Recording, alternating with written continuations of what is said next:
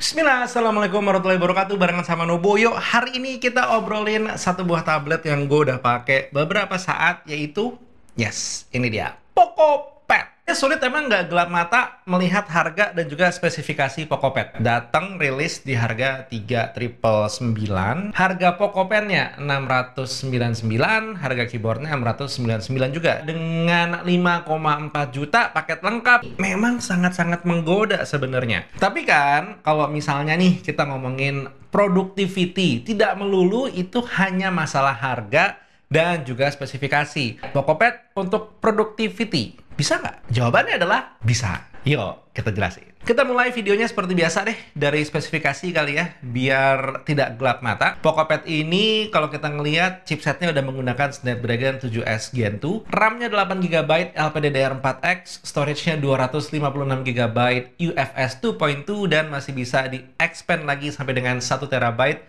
menggunakan external memory card. Baterainya 10.000 mAh dan udah support charging 33 watt. Chargernya disertakan dalam kotaknya. Layarnya 12,1 inci, jadi besar dengan resolusi 2,5K atau 2.5K dan juga udah support refresh rate 120Hz. Untuk layarnya sendiri ini menggunakan panelnya LCD, belum AMOLED. Di bagian belakang itu ada kamera 8 megapiksel dan di bagian depan itu ada kamera 8 megapiksel juga. Keduanya ini hanya support perekaman video up to 1080 30 fps aja. Pokopet ini datang dengan dua warna, ada yang warna abu-abu dan juga biru. Gue kebagiannya yang warna biru. Emang secara warna bisa dibilang ini bukan yang paling kinclong, bukan paling wah, tapi alhamdulillahnya ketutupan juga gitu kan sama keyboardnya, jadi nggak apa-apa. Bahkan kalau dilihat perpaduan antara keyboard dengan aksen biru dari Pokopet di bagian kiri kanan dan juga sedikit dari lubang kamera di belakang itu masih estetik. Ada satu hal yang penting di-highlight di Pokopet ini ya, menurut gue dari bagian kamera, yaitu adalah masalah peletakan kamera depannya. Karena dia naruhnya ada di bagian atas tengah dalam posisi landscape dan bukan dalam posisi portrait. Ini ngasih efek kalau lagi pengen online meeting dan harus menyalakan kamera, tidak awkward secara pandangan mata. Untuk kamera depannya sendiri ini jatuhnya ultra wide angle, jadi ini lebih nyaman untuk online meeting lagi-lagi. Sementara untuk kamera belakangnya ini lebih high quality, itu yang pertama bisa gue rasakan. Dan yang kedua, dia secara angle-nya agak sedikit lebih sempit. Jadi ya balik lagi, kalau untuk masalah kerjaan kayak nge-scan menggunakan kamera belakang itu pun juga sudah nyaman. Masih juga ngomongin soal desain, satu hal yang harus kita highlight di sini sebenarnya adalah desain dari keyboard covernya si Pokopet ini. Bagus banget dengan desain magnet seperti ini, karena menyebabkan kita bisa menggunakan tablet ini dengan posisi sambil dipangku. Sementara untuk peletakan Pokopetnya sendiri, walaupun dia ini tidak menggunakan magnet, alhamdulillahnya si keyboard covernya menyertakan cantolan untuk naruh Pokopet di bagian atas. Satu hal yang gue agak kurang srek dengan Pokopet dan juga si keyboard cover ini adalah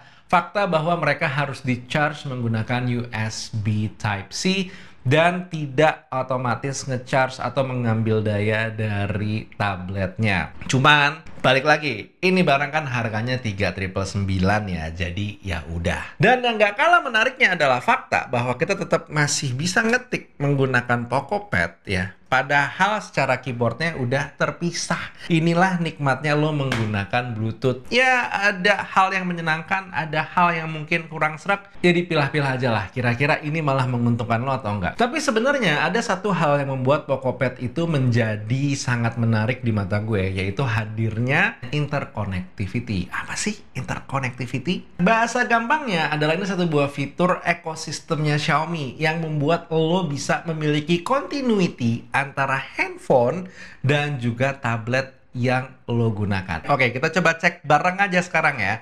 Ini Poco F6 yang gue gunakan, sementara ini Pokopetnya gitu. Oke, kita coba cek. Setelah gue login menggunakan Mi account yang sama di Poco F6 dan juga di Pokopet, gue bisa ngeklik di bagian sebelah kirinya itu ada gambar handphone, ya kan? Nah, ini tinggal diklik aja.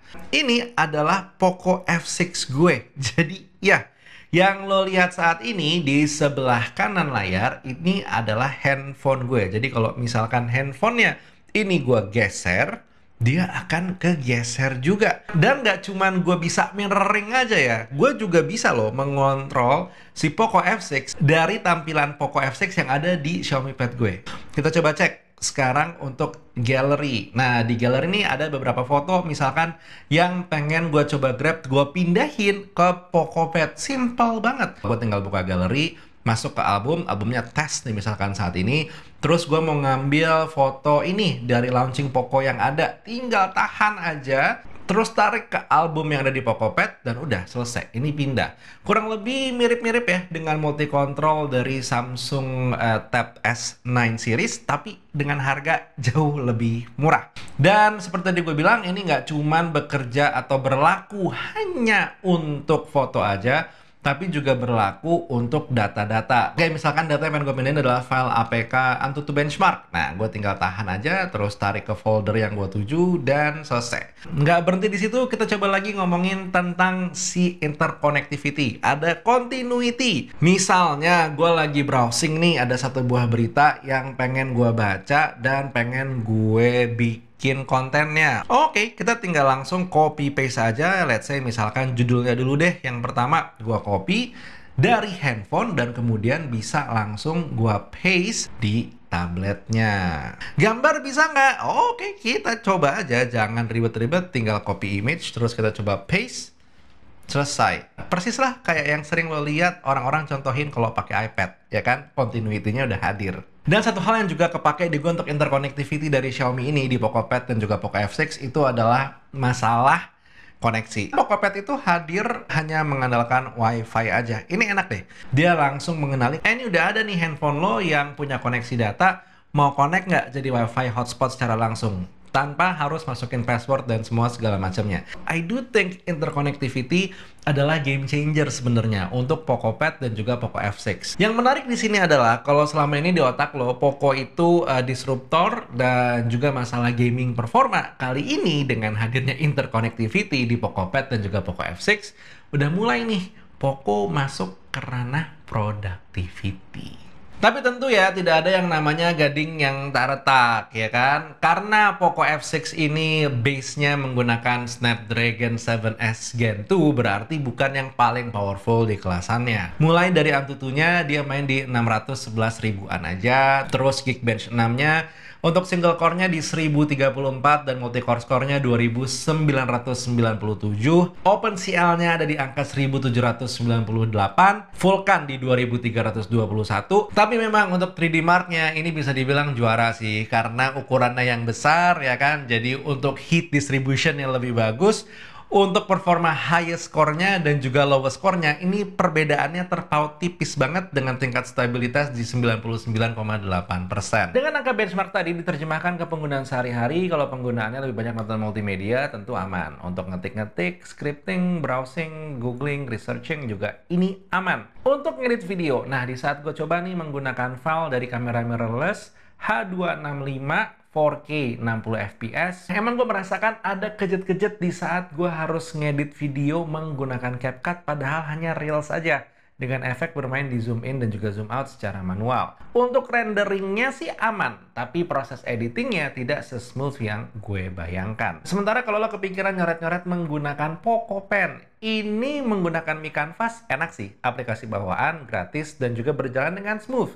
Tidak ada iklan ya selama proses uji coba gue. Satu hal yang jadi catatan adalah memang untuk tip dari Poco Pen-nya, ini bisa gue bilang terasa agak sedikit lebih keras dibandingkan dengan Apple Pencil atau mungkin S Pen. Tapi ya mengingat harganya, mungkin ini harus kita maafkan. Satu hal yang bisa membuat tab ini jadi lebih ajib lagi sebenarnya adalah aplikasi seperti Samsung Notes. Sayangnya saat ini lo terbelah nih. Buat lo yang senang nyoret-nyoret menggunakan Poco Pen, ya lo akan lebih menikmati menggunakan Mi Canvas. Sementara buat lo yang lebih seneng ngetik-ngetik menggunakan keyboard akan lebih suka menggunakan Mi Notes. Perpaduan kedua app ini kayaknya sudah mulai harus dipikirkan oleh Xiaomi ataupun juga Poco. Tapi satu hal yang menjadi catatan besar untuk gue di sini adalah gue nggak kuat main game pakai tablet. Layarnya gede soalnya. Jadi gue sempat coba main satu game aja, Call of Duty Mobile. Gue merasakan untuk mobilitasnya sangat-sangat terganggu. Dan atas dasar ini pula gue tidak melakukan uji FPS untuk gaming di Poco Pad. Fik, mohon maaf nih. Kayaknya gue beli tablet nggak cuma buat kerja doang, pengen juga seneng-seneng. Kalau lo nggak pakai main game, pakai apa hiburannya? Oke, buat lo yang tipikalnya doyan nonton YouTube atau mungkin nonton film menggunakan Pokopet, you'll be pleased ya.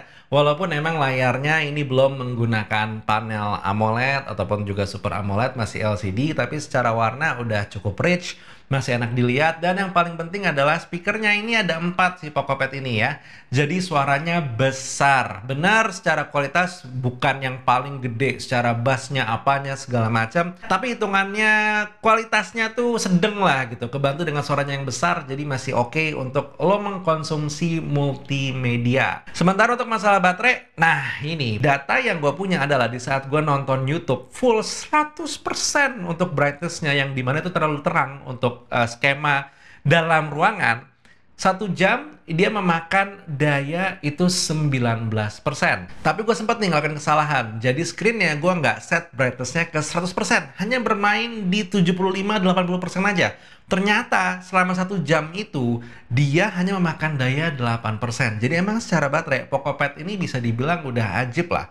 Tapi untuk ngecharge-nya emang dia bukan yang paling cepat ya kan. Memakan waktu lebih dari 1 jam 30 menit untuk mengisi daya dari 0 ke 100%. Pada akhirnya bisa gue bilang Pokopet ini emang adalah sebuah tablet yang membuat Poco looks different. Seperti tadi gue bilang lah, dia nggak lagi cuma dianggap disruptor, nggak lagi cuma dianggap performa dan juga gaming, karena productivity juga di sini udah mulai main. Dan as a whole company, Xiaomi-nya sendiri dengan interconnectivity itu membuat mereka terlihat jadi lebih serius sekali ya. Karena selama ini kan kayak Xiaomi itu banyak barang, tapi kayak ekosistem yang terpisah, nggak yang sebegitunya dengan handphone. Sekarang nih jadi lebih erat lagi, belum lagi hadir dengan si Xiaomi Smart Hub yang bisa diakses di handphone dan juga di tablet gitu ya. Jadi nggak cuma interconnectivity antara Poco dengan Pokopet, tapi juga bisa ngecek mulai dari CCTV-nya, bisa ngecek WiFi extendernya. Jadi ya lebih komplit lah. Dan buat lo yang pengen mulai belajar tech savvy, mengkontrol rumah dengan handphone dan segala macamnya, bisa jadi lebih mudah dengan menggunakan perpaduan dari interconnectivity ini sebagai katalisnya. Tinggal sekarang pertanyaannya, tertarik apa enggak? Tulis di kolom komentar. Yuk kita diskusi. Buat sekarang Taufik Nobo undur diri. Assalamualaikum warahmatullahi wabarakatuh. Bye!